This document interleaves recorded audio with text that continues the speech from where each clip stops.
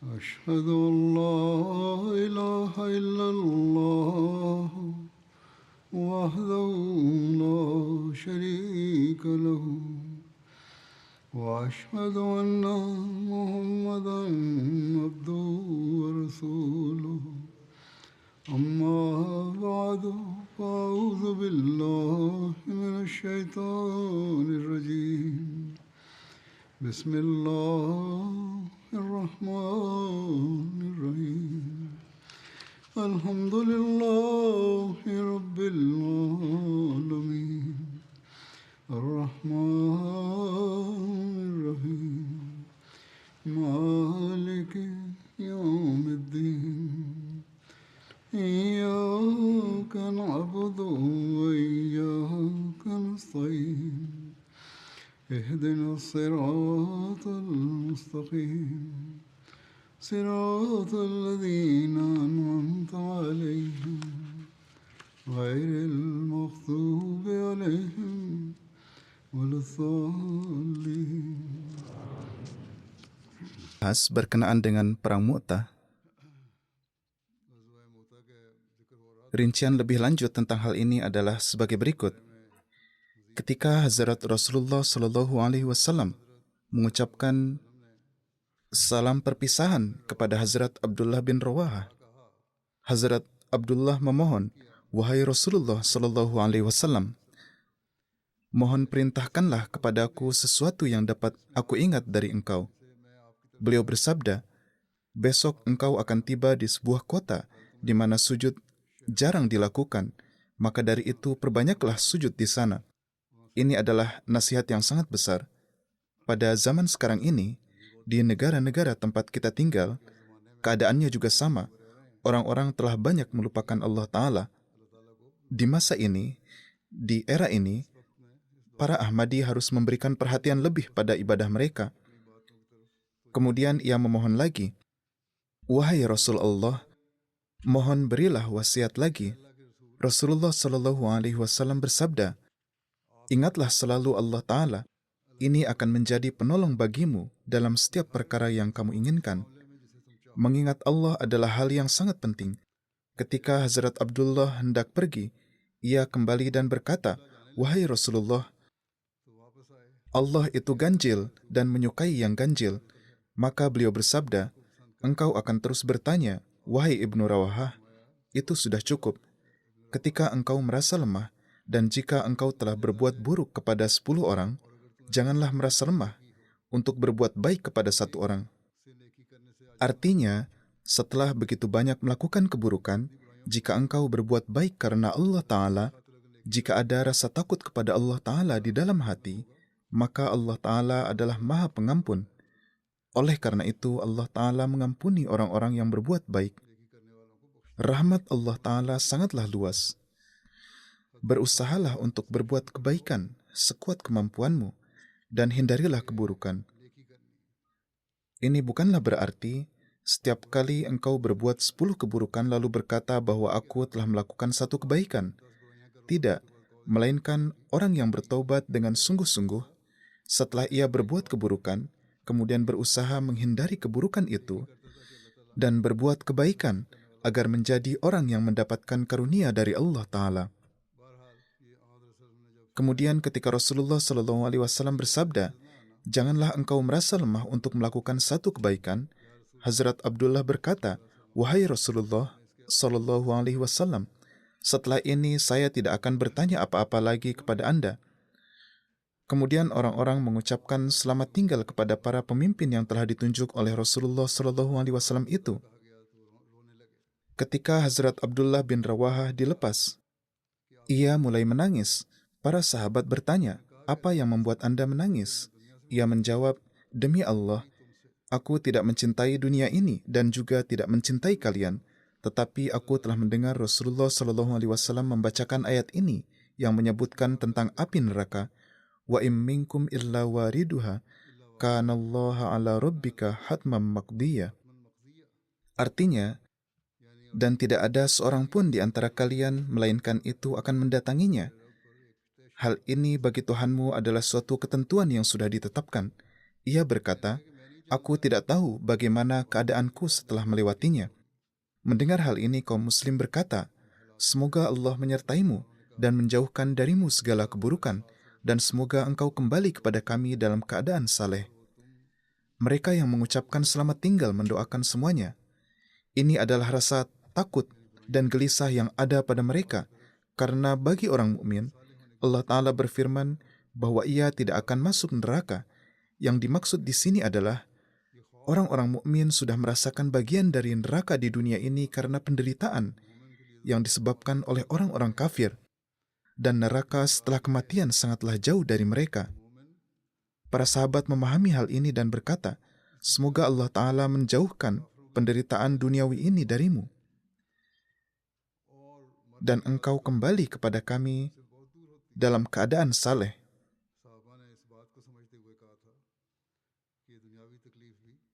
Semoga karunia Allah Ta'ala menyertaimu.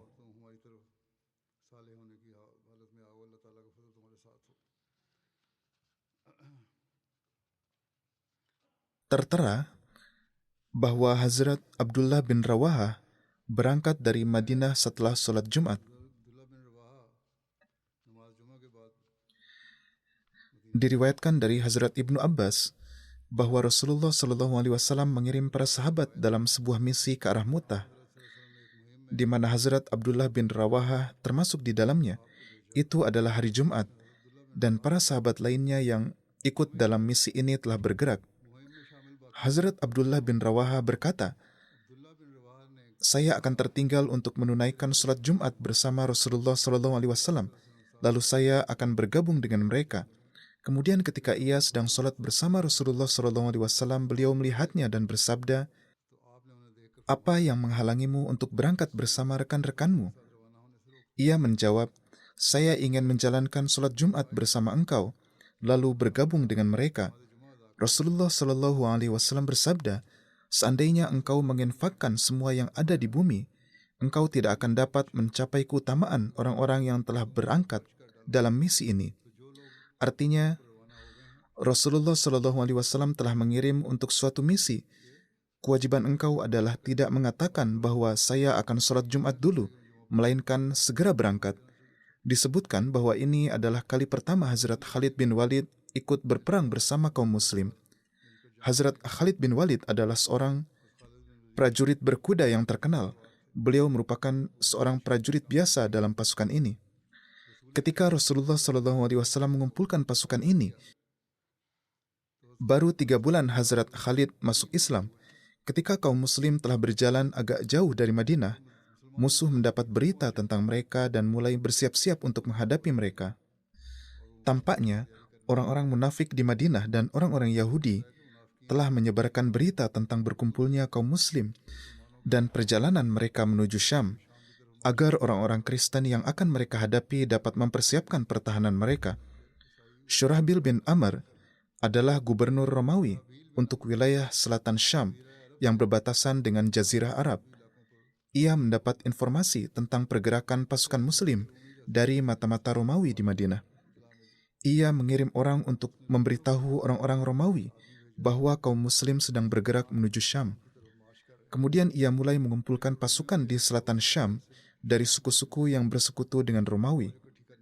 Lalu ia segera mengirim saudaranya bersama beberapa orang sebagai pasukan perintis untuk mencari informasi tentang pasukan Islam untuknya. Juga tertera bahwa di sisi lain, Syurahbil bin Amr mempersiapkan pasukan yang berjumlah lebih dari 100.000 orang. Ketika kaum muslim tiba di Wadiul Qura, Syurahbil mengirim saudaranya yakni Sadus bersama 50 orang musyrik. Mereka berperang melawan kaum muslim. Pasukan Sadus mengalami kekalahan dan ia sendiri terbunuh. Kaum muslim pun maju dan tiba di daerah Ma'an di Syam. Tempat ini terletak sebelum Mu'tah.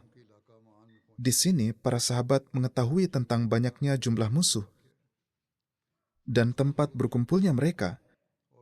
Para sahabat mendapat kabar bahwa Heraklius telah datang ke daerah Ma'ab di Balka dengan 100.000 pasukan Romawi.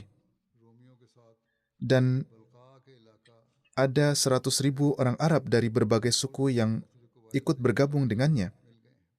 Allama Zarqani mengatakan, mungkin pasukan 100.000 ini adalah pasukan yang telah dikumpulkan oleh Syurahbil.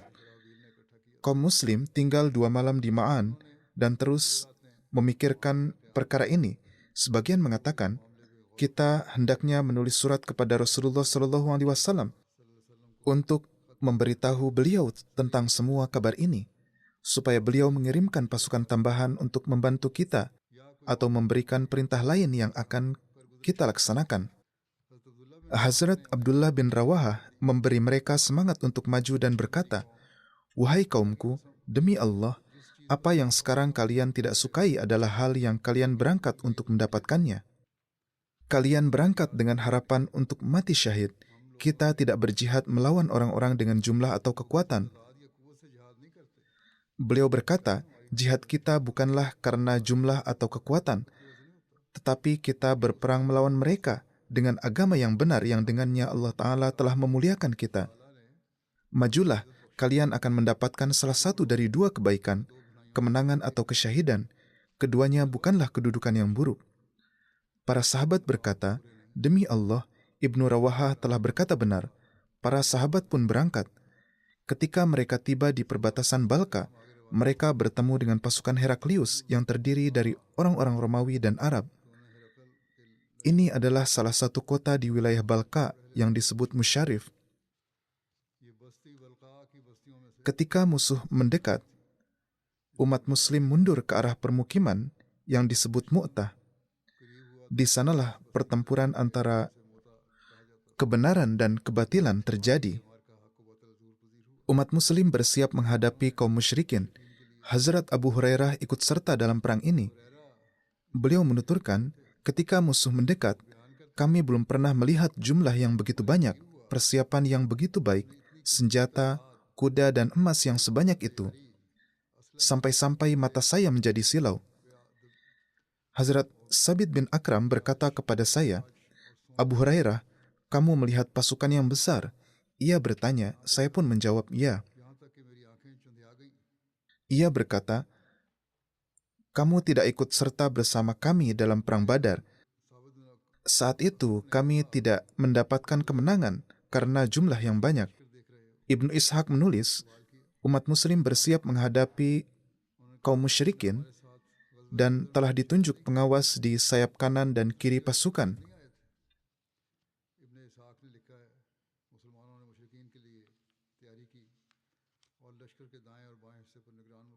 Tertulis mengenai kesyahidan Hazrat Zaid. Kemudian kedua pasukan saling bertempur. Mereka bertarung dengan sangat sengit. Hazrat Zaid bin Haritsah bertarung dengan membawa bendera Rasulullah SAW hingga akhirnya beliau meraih kesyahidan karena serangan tombak-tombak musuh. Kemudian Hazrat Ja'far mengambil bendera Islam dan bertarung. Ketika ada hambatan dalam pertempuran, beliau turun dari kuda beliau yang bernama Syakra. Beliau memotong nadi kaki kudanya lalu maju bertarung hingga beliau syahid.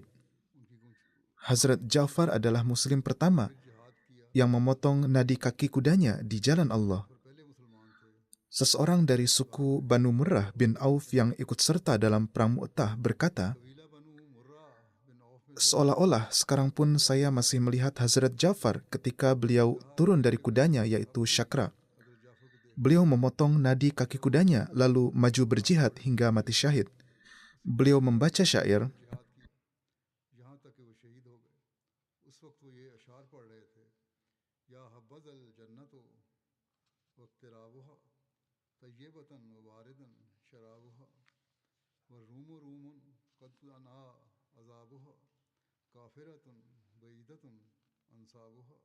yakni alangkah indahnya surga dan kedekatan dengannya, betapa suci dan sejuk airnya, dan Romawi, serangannya telah mendekat.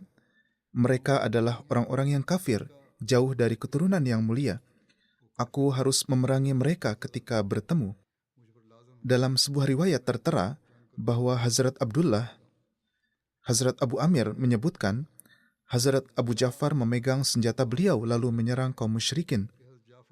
Ketika beliau telah khawatir bahwa beliau telah ada di tengah musuh, beliau membuang senjata. Beliau lalu menyerang musuh dan bertarung dengan tombak hingga akhirnya syahid. Ibnu Hisham meriwayatkan, Hazrat Ja'far bin Abu Talib memegang bendera dengan tangan kanan beliau. Tangan itu terpotong. Lalu beliau memegang bendera dengan tangan kirinya. Tangan itu pun terpotong. Kemudian beliau memeluk bendera itu dengan lengannya ke dadanya hingga akhirnya beliau syahid. Saat itu usia beliau 33 tahun. Sebagai ganti kedua lengan tersebut, Allah Ta'ala menganugerahkan kepada beliau 2 sayap. Dengan kedua sayap itu, beliau terbang kemana saja tempat yang beliau inginkan di surga. Juga dikatakan bahwa seorang tentara Romawi menyerang beliau dan membelah tubuh beliau menjadi 2 bagian. Imam Bukhari dan Imam Baihaqi meriwayatkan dari Hazrat Abdullah bin Umar, beliau menuturkan, saya ikut serta dalam perang ini. Kami mencari Hazrat Ja'far. Kami menemukan beliau di antara para syuhada. Kami melihat ada lebih dari 60 luka bekas tombak dan panah di tubuh beliau. Dalam riwayat lain disebutkan, saya menghitung 50 luka bekas tombak dan pedang di tubuh beliau. Tidak ada satupun luka di punggung beliau. Semuanya ada di bagian depan. Ketika Hazrat Ja'far syahid, bendera Islam diambil oleh Hazrat Abdullah bin Rawahah. Disebutkan, beliau maju ke depan dengan menunggang kudanya. Seperti telah dijelaskan sebelumnya mengenai Hazrat Ja'far, timbul keraguan dalam diri beliau. Hazrat Abdullah bin Rawahah menjadi pemimpin pasukan setelah Hazrat Ja'far.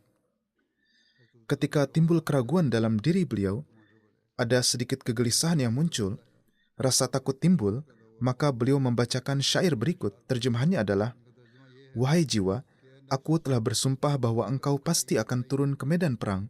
Engkau akan turun dengan senang hati atau engkau akan terpaksa. Jika orang-orang berkumpul dan menarik busur mereka, lalu mengapa aku melihatmu tidak menyukai surga? Beliau saat itu sangat ragu-ragu. Kemudian dalam syair-syair itu beliau berkata, sejak lama engkau merasa tenang dengan hal ini. Engkau hanyalah setetes air yang menetes dari kantung air yang tua. Kemudian, setelah mengucapkan syair ini, beliau turun dari kudanya. Lalu Hazrat Ibnu Umar datang membawa sepotong daging bertulang dan berkata, kuatkanlah diri engkau dengan ini, agar muncul sedikit kekuatan dari memakan daging. Daging itu telah dipanggang. Pada hari-hari ini, Anda harus menghadapi situasi yang sulit.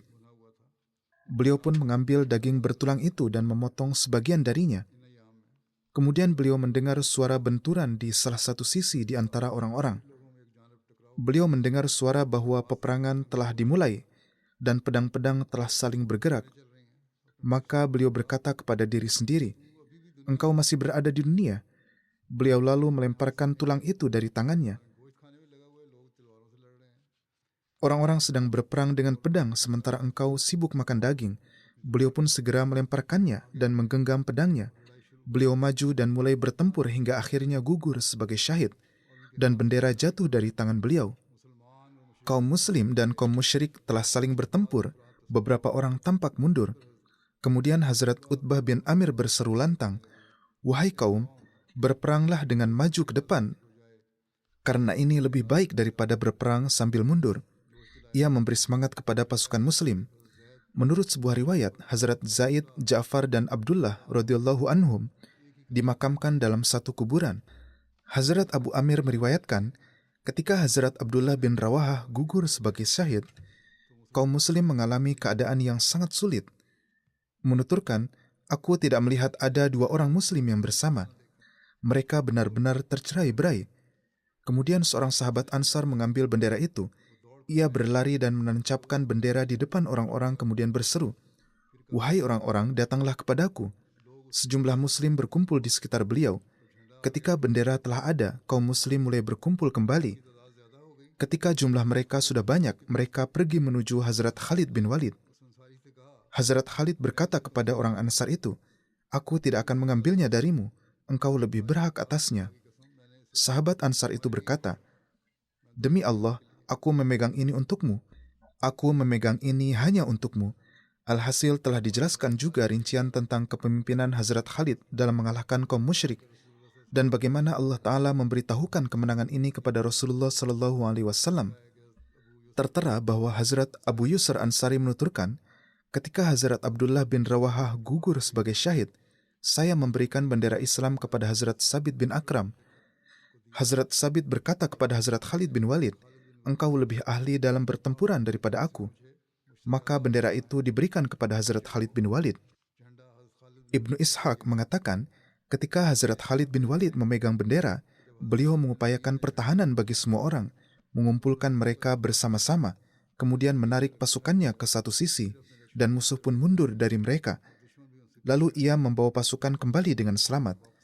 Menurut Ibnu Ishaq, bergerak menjauh ini sebenarnya adalah untuk menghindari orang-orang Romawi, karena saat itu lebih dari 2.000 Muslim telah tercampur di tengah pasukan Romawi, yaitu mereka benar-benar masuk dalam pertempuran yang sangat sengit, sementara jumlah seluruh prajurit Muslim hanya 3.000. Melihat keadaan yang demikian ini, misi ini merupakan suatu kemenangan dan tanda turunnya pertolongan, karena saat itu musuh telah mengepung umat Muslim. Musuh telah bersatu untuk melawan mereka, dan biasanya dalam keadaan seperti itu, semua Muslim bisa saja mati syahid. Kemungkinannya memang demikian, akan tetapi anggapan ini bertentangan dengan sabda Rasulullah SAW, hingga Allah Ta'ala akan memberikan kemenangan kepada kalian. Maksudnya adalah bahwa kalian, kaum Muslim, akan selamat.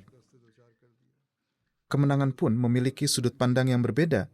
Sebagian besar sejarawan menulis bahwa Hazrat Khalid dan para sahabat lantas berperang melawan musuh hingga mengalahkan mereka. Hazrat Abu Amir menuturkan, ketika Hazrat Khalid mengambil bendera, beliau maju menyerang musuh. Allah Ta'ala memberikan kekalahan besar kepada musuh. Aku tidak pernah melihat kekalahan yang seperti itu sebelumnya. Bahkan kaum Muslim dapat memerangi mereka sebagaimana yang diharapkan. Ini adalah satu riwayat. Ada riwayat lain mengenai strategi perang Hazrat Khalid. Tertera, di Mu'tah, Hazrat Khalid mengatur ulang pasukan dan memilih sekelompok pasukan berkuda. Beliau memerintahkan mereka untuk secara diam berkemah pada malam hari di selatan, di belakang pasukan Islam, di tempat yang tidak bisa dilihat oleh pasukan Romawi. Hazrat Khalid memerintahkan mereka agar terbagi menjadi beberapa kelompok dan bergerak dari belakang pasukan Islam ke arah Mu'tah, lalu meneriakkan takbir dengan suara yang sangat keras dan menjalani kuda mereka di tempat-tempat yang berdebu agar menimbulkan banyak debu. Tujuan Hazrat Khalid melakukan hal-hal ini adalah agar musuh mengira bahwa bantuan tambahan telah datang untuk membantu kaum Muslim. Hazrat Ibnu Umar menuturkan, Hazrat Khalid mengatur ulang pasukan dengan memindahkan bagian depan pasukan ke belakang, serta memindahkan bagian kanan ke kiri. Dan sebaliknya, melihat ini, musuh menjadi heran. Mereka mengira bahwa mungkin kaum Muslim telah mendapatkan bantuan. Orang-orang yang baru pun tampak telah muncul di depan mereka, dan mereka menjadi takut sehingga mengalami kekalahan. Diriwayatkan dari Hazrat Anas, Nabi SAW memberitahu semua orang tentang kesyahidan Hazrat Zaid, Hazrat Ja'far dan Hazrat Ibnu Rawahah sebelum ada berita tentang mereka sampai kepada segenap orang. Beliau SAW bersabda, Zaid mengambil bendera dan ia syahid. Kemudian Ja'far mengambilnya dan ia juga syahid. Lalu Ibnu Rawahah mengambilnya dan ia juga syahid. Maka beliau pun berlinang air mata. Beliau bersabda, hingga kemudian bendera itu diambil oleh salah satu pedang Allah, sampai Allah memberikan kemenangan kepada mereka. Ini adalah riwayat Bukhari. Hazrat Abu Qatadah meriwayatkan, kemudian Nabi SAW mengangkat tangan berberkat beliau dan berdoa, wahai Allah, ia adalah salah satu dari pedangmu, maka tolonglah dia. Sejak saat itu Hazrat Khalid bin Walid dijuluki Saifullah, yang artinya pedang Allah. Menurut sebuah riwayat, perang ini berlangsung selama 7 hari. Hazrat Muslim Maud radhiyallahu ta'ala anhu juga telah menjelaskan tentang hal ini. Beliau bersabda, ini adalah misi Muslim pertama yang diberangkatkan untuk menghadapi pasukan Kristen. Ketika tiba di perbatasan Syam, kaum Muslim mengetahui bahwa Kaisar juga datang ke arahnya dan bersamanya ada 100.000 tentara Romawi, serta sekitar 100.000 tentara dari suku-suku Arab Kristen yang juga bersamanya. Mendengar hal ini, umat Muslim ingin mendirikan tenda di tengah perjalanan dan memberitahu Rasulullah SAW jika saja beliau ingin mengirimkan bantuan tambahan yang dapat beliau kirimkan, dan atau jika ada perintah yang ingin beliau sampaikan untuk mereka.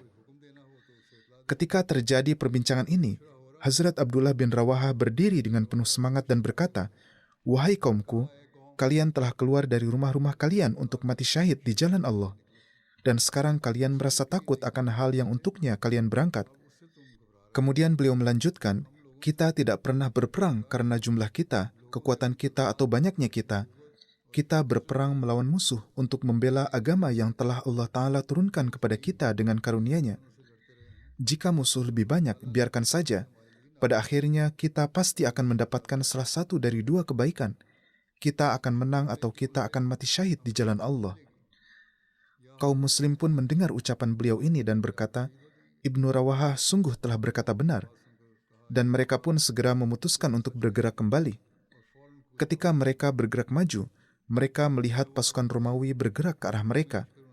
Maka kaum muslim pun membentuk barisan pasukan mereka di tempat bernama Mu'tah, dan pertempuran pun dimulai. Dalam waktu singkat, Hazrat Zaid bin Haritsah, yang merupakan pemimpin pasukan muslim, mati syahid. Kemudian bendera pasukan Islam diambil oleh Hazrat Ja'far bin Abi Talib, sepupu Rasulullah SAW, dan beliau mengambil alih komando pasukan. Ketika melihat bahwa gelombang pasukan musuh terus bertambah dan kaum muslim tidak dapat menahan tekanan mereka karena jumlah yang sedikit, maka dengan penuh keberanian beliau melompat dari kuda dan memotong kaki kudanya. Ini berarti bahwa setidaknya beliau tidak akan mundur dan lari dari medan perang ini. Hazrat Ja'far lebih memilih kematian daripada mundur melarikan diri. Ini adalah sebuah tradisi Arab, di mana mereka memotong nadi kaki kuda agar kuda tersebut tidak berlarian tanpa penunggang dan menyebabkan kekacauan dalam pasukan. Beliau tidak hanya turun dari kuda, tetapi juga memotong nadi kakinya. Setelah bertempur sebentar, tangan kanan Hazrat Ja'far terputus. Kemudian beliau memegang bendera dengan tangan kirinya. Lalu tangan kirinya pun terputus. Maka beliau menjepit bendera di antara kedua lengan yang buntung dan merapatkannya ke dada. Beliau tetap berdiri di medan perang hingga akhirnya gugur sebagai syahid. Kemudian Hazrat Abdullah bin Rawahah mengambil bendera sesuai perintah Rasulullah SAW, dan beliau pun mati syahid dalam pertempuran melawan musuh. Saat itu tidak ada kesempatan bagi kaum muslim untuk bermusyawarah memilih pemimpin baru, dan mereka hampir meninggalkan medan pertempuran karena jumlah pasukan musuh yang sangat banyak. Namun, Hazrat Khalid bin Walid, atas dorongan seorang sahabat, mengambil bendera dan terus melawan musuh hingga malam tiba. Keesokan harinya, Hazrat Khalid kembali memimpin pasukan muslim yang lelah dan terluka untuk menghadapi musuh. Beliau menggunakan strategi yang cerdik dengan memindahkan bagian depan pasukan ke belakang, bagian belakang ke depan, sisi kanan ke kiri, dan sisi kiri ke kanan. Pasukan muslim juga meneriakkan pekik perang dengan dahsyat, sehingga musuh mengira pasukan muslim telah menerima bantuan baru. Akibatnya musuh pun mundur dan Hazrat Khalid berhasil menyelamatkan pasukan Islam dengan membawa mereka kembali. Jadi musuh sendirilah yang memutuskan untuk mundur, bukan karena kaum muslim mengejar mereka atau takut kepada mereka. Allah Ta'ala memberitahukan kejadian ini kepada Rasulullah SAW melalui wahyu pada hari yang sama. Beliau SAW mengumumkan dan mengumpulkan semua umat muslim di masjid. Ketika beliau naik ke mimbar, air mata mengalir dari mata beliau.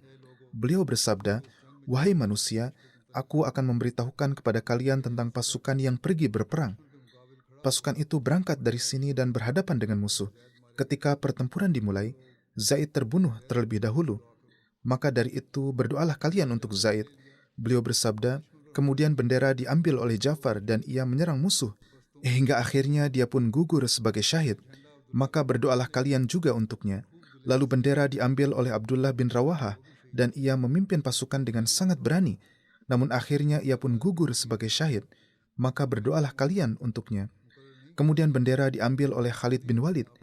Aku tidak menunjuknya sebagai pemimpin pasukan, tetapi ia sendiri yang telah berniat untuk memimpin pasukan. Namun ia adalah salah satu pedang Allah Ta'ala. Rincian tentang bagaimana hal ini terjadi adalah atas dorongan seorang sahabat, dan alhasil dengan pertolongan Allah Ta'ala, Hazrat Khalid berhasil membawa kembali pasukan Islam dengan selamat. Karena pidato beliau SAW ini, nama Khalid menjadi masyhur di kalangan umat Islam sebagai Saifullah atau pedang Allah. Karena Hazrat Khalid masuk Islam belakangan, beberapa sahabat kadang mengejek atau menyindirnya saat terjadi perselisihan. Suatu kali terjadi perselisihan antara Hazrat Khalid dan Hazrat Abdurrahman bin Auf karena hal ini.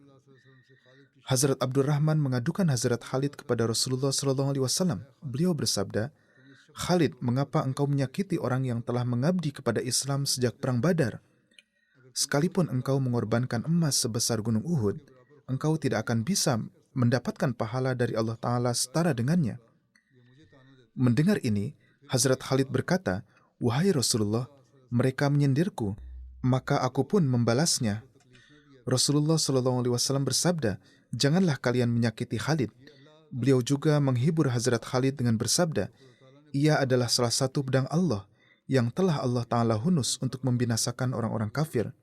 Nubuatan ini terpenuhi secara harfiah beberapa tahun kemudian.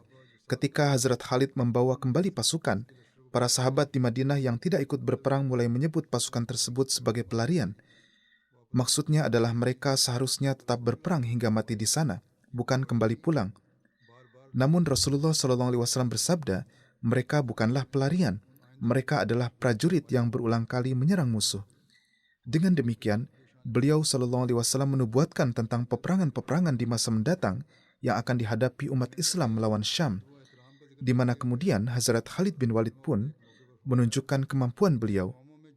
Dalam membahas penghormatan terhadap bendera, Hazrat Muslim Maud pada suatu kesempatan bersabda, "Bangsa-bangsa sangat menghormati bendera mereka. Terkadang pengorbanan besar dilakukan untuk merebut bendera musuh, dan terkadang pengorbanan besar juga dilakukan untuk mempertahankan bendera sendiri. Ini bukanlah syirik, melainkan seperti halnya semua orang menganggap tidak pantas seorang anak duduk lebih tinggi di hadapan ayahnya, karena secara kiasan hal itu merendahkan martabat sang ayah. Maka demikian pula dalam bahasa kiasan, karena makna bendera suatu bangsa yang dirampas adalah kehormatan dan martabatnya telah diinjak-injak, maka bangsa-bangsa rela mengorbankan nyawa mereka. Oleh karena itu, untuk melindungi bendera Ahmadiyah dan lainnya, Khuddamul Ahmadiyah juga telah membuat aturan agar ada anggota khuddam yang ditugaskan untuk menjaganya.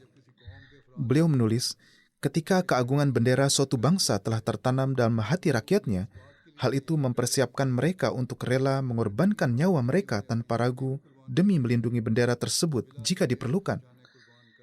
Karena pada saat itu bukan lagi masalah sepotong kayu dan kain, melainkan masalah kehormatan bangsa yang secara gambaran hadir di hadapan mereka dalam bentuk sebuah bendera. Beliau bersabda, "Saya telah menjelaskan beberapa kali sebelumnya bahwa kita juga melihat contoh semacam ini di kalangan para sahabat. Dalam sebuah perang, seorang pemimpin pasukan muslim memegang bendera Islam. Mereka tidak membuat bendera yang indah, melainkan hanya mengikatkan kain hitam pada sebatang kayu biasa. Namun, baik itu kainnya yang berwarna hitam ataupun kayu bendera tersebut yang sederhana, pada saat itu yang menjadi persoalan adalah kehormatan bangsa. Tidak dilihat apakah bendera itu berharga atau biasa saja, melainkan yang diperhatikan hanyalah bahwa kehormatan bangsa terletak pada melindungi bendera tersebut." Singkatnya, dalam pertempuran ini, orang-orang Kristen yang menjadi lawan dalam perang ini secara khusus menyerang tempat bendera Muslim berada. Bendera ini dipegang oleh Hazrat Ja'far, dan ini adalah perang Mu'tah. Ketika mereka menyerang, satu tangan Hazrat Ja'far terpotong, namun dengan cepat beliau menggenggam bendera itu dengan tangan lainnya. Ketika musuh melihat bahwa bendera itu masih tidak turun, mereka menyerang lagi. Akibatnya tangan kedua yang menggenggam bendera itu pun terputus. Beliau segera menahan bendera itu dengan kedua kakinya. Ini juga ada dalam suatu riwayat. Karena bendera tidak bisa ditahan dengan kaki untuk waktu yang lama, maka beliau berseru dengan keras agar ada seorang muslim yang maju dan memegang bendera itu. Beliau berkata, "Wahai kaum muslim, lihatlah, jangan sampai bendera Islam jatuh." Meskipun itu hanyalah bendera dari kain atau kayu biasa, namun beliau menyebutnya sebagai bendera Islam. Karena walaupun terbuat dari kayu biasa atau kain sederhana, bagaimanapun juga itu adalah bendera Islam, sehingga melindunginya sangatlah penting. Kemudian seorang panglima lain maju dan mengambil bendera itu. Menurut pendapat saya, tampaknya yang disebutkan di sini adalah Hazrat Khalid bin Walid, padahal saat itu bukanlah Hazrat Khalid bin Walid, melainkan ada sahabat lain yang mengambilnya sebagaimana telah dijelaskan sebelumnya. Lalu kemudian diberikan kepada Hazrat Khalid. Jadi lihatlah, itu hanyalah sebuah benda dari kain, sebuah benda biasa dari kayu, dan dalam pandangan Islam, benda dari kain atau kayu itu tidak memiliki arti khusus. Namun, sejauh menyangkut masalah kehormatan suatu bangsa, Islam tidak melarangnya. Sahabat itu berkata, ini adalah bendera Islam, pastikan jangan sampai jatuh. Rasulullah SAW juga tidak menolak perkataan mereka ini. Bahkan terkadang Rasulullah SAW sendiri untuk menegakkan kehormatan hal-hal seperti itu bersabda, siapa yang akan membawa bendera ini? Maka dalam beberapa pertempuran, beliau SAW bersabda, aku akan memberikan bendera ini kepada orang yang akan menjaga kehormatannya. Dan para sahabat pun berlomba-lomba berusaha untuk mendapatkan bendera tersebut. Penjelasan ini akan terus berlanjut.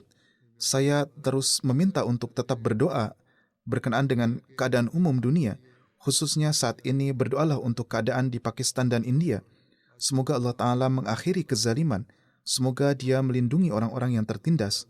Semoga Allah Ta'ala memberikan akal dan pemahaman kepada pemerintah agar alih-alih menuju peperangan, mereka menyelesaikan masalah dengan cara perdamaian. Semoga mereka menjadi pihak yang menjaga perjanjian-perjanjian internasional. Di masa ini, keadilan sulit untuk ditempuh. Tetapi semoga Allah Ta'ala memberikan taufik kepada lembaga internasional dan juga memberikan taufik kepada siapa saja yang simpati dari kedua belah pihak agar dapat menyelesaikan masalah di antara negara tersebut.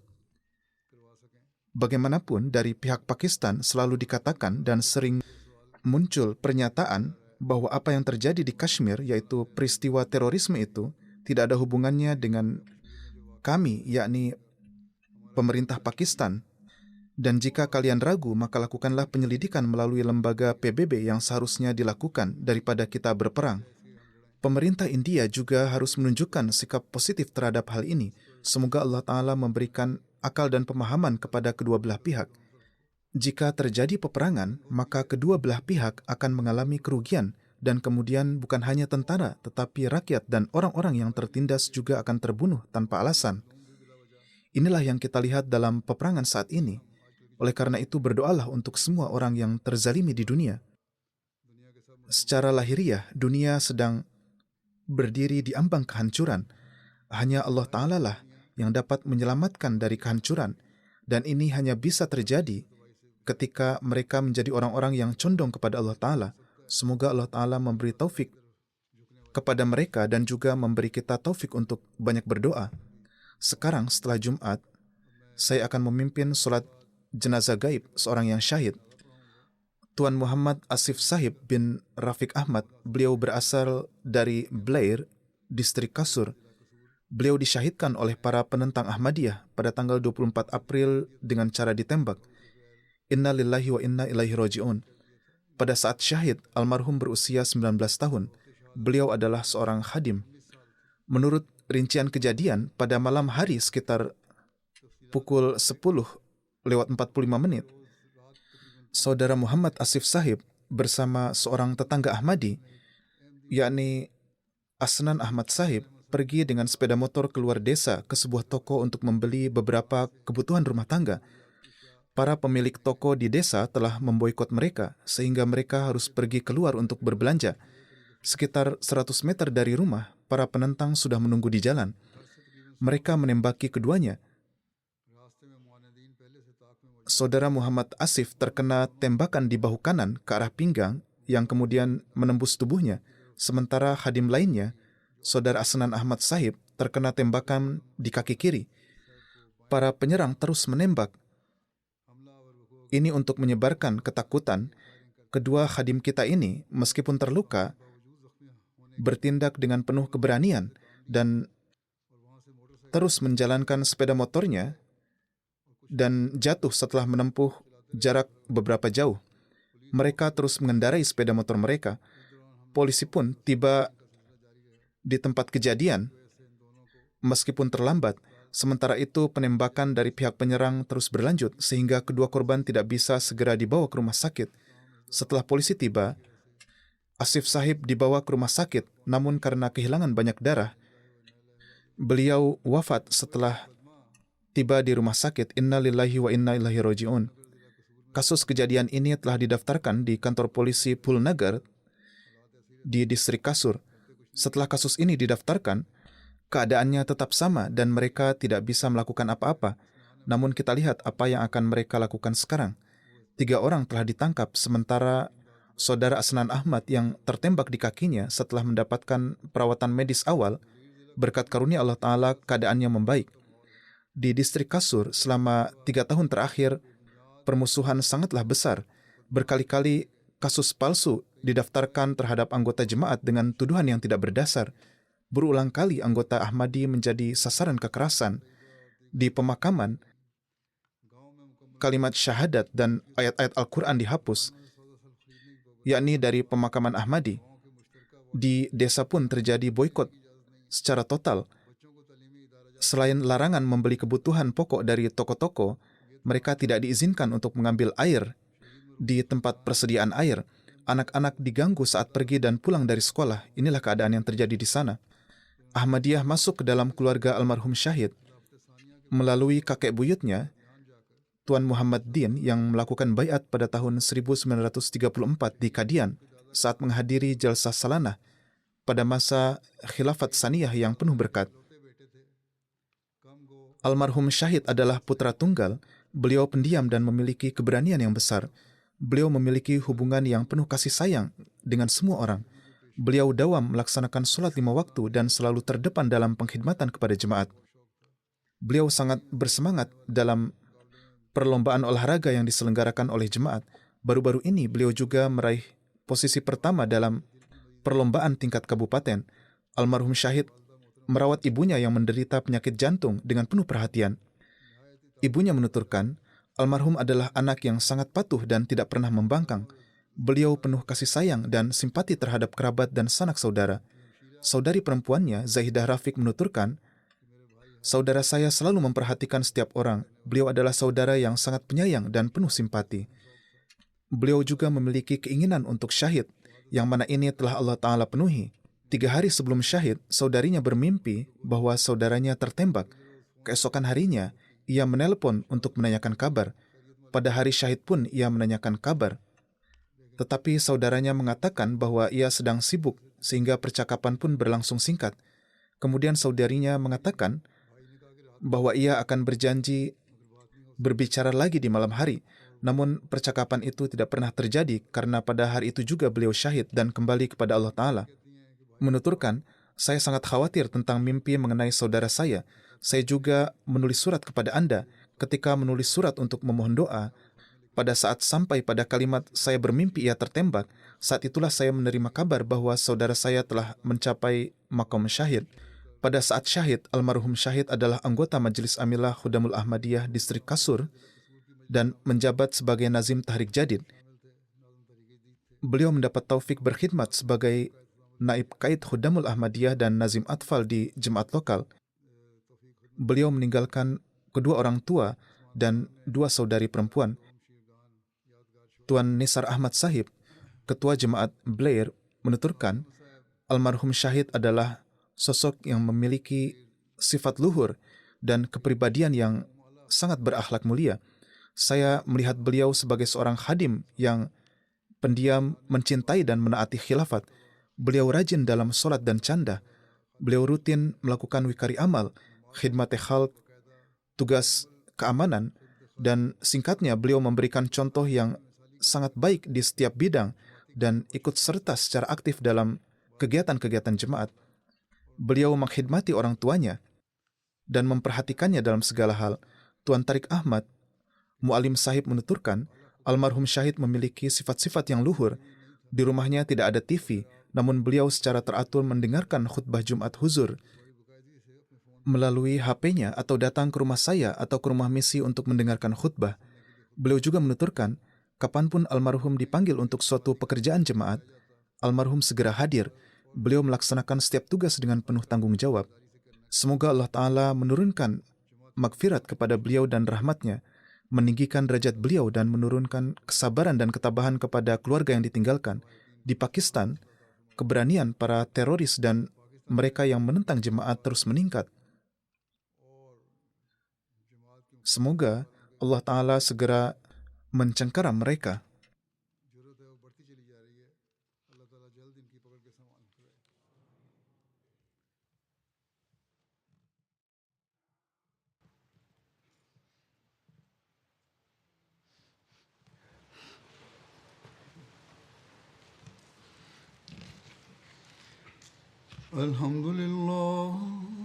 الحمد لله نحمده ونستعينه ونستغفره ونؤمن به ونتوكل عليه ونعوذ بالله من شرور أنفسنا ومن سيئات أعمالنا من يهده الله فلا مضل له ومن يضلل فلا هادي له ونشهد أن لا إله إلا الله ونشهد أن محمدا عبده ورسوله عباد الله رحمكم الله إن الله يأمر بالعدل والإحسان وإيتاء ذي القربى وينهى عن الفحشاء والمنكر والبغي يعظكم لعلكم تذكرون اذكروا الله يذكركم وادعوه يستجب لكم ولذكر الله أكبر